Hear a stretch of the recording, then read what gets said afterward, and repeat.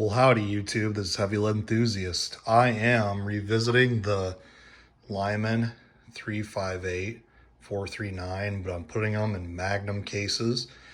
Not crimping over the front shoulder. It didn't bother me at first, the first time I loaded this particular bullet.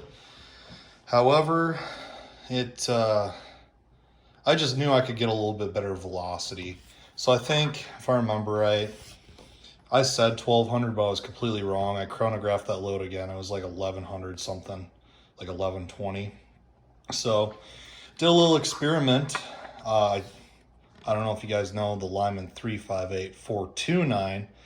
It's the 170 grain bullet. I tried putting this in a magnum case. It was just simply too long for all my guns, except a Ruger Blackhawk, which has too big of cylinder throats, so it wouldn't obturate. So I don't really feel like making that for just one firearm. So anyways, this bullet in this magnum case barely fits in my GP 100. It literally comes almost to the end of the cylinder, or yeah, the cylinder mouth. So anyways, I through trial and error, I figured out a pretty good load.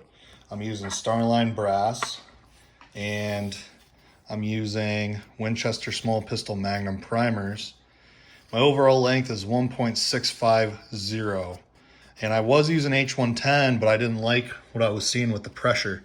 So here's the H110 load. I did like 7 of them earlier. The primers were super flattened, and in the cases that have a bunch of yellow unburnt granules, and the cases, some of them were sticky. I did not like that.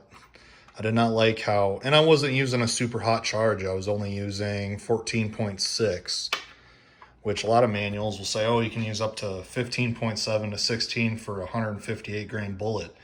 But I just want to let you guys know, if you ever load this particular bullet, I highly recommend you use the Lyman 358 429, because I don't know what it is.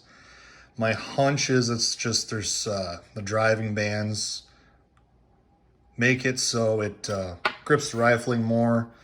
You cause more pressure trying to push that bullet down the bore. So I'm using, actually, I thought this was going to be a light load, but it's actually a pretty hefty one.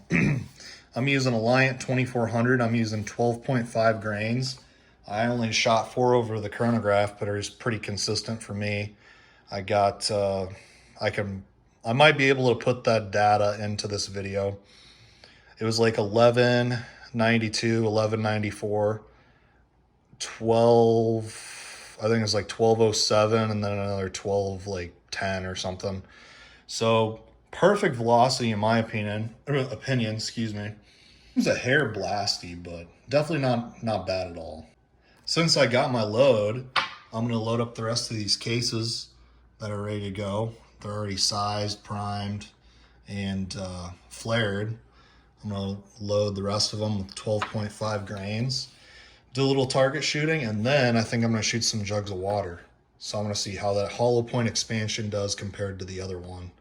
I don't have that bullet with me currently, but I think I have some pictures, so I can definitely compare and contrast. So looking forward to this. This should be fun.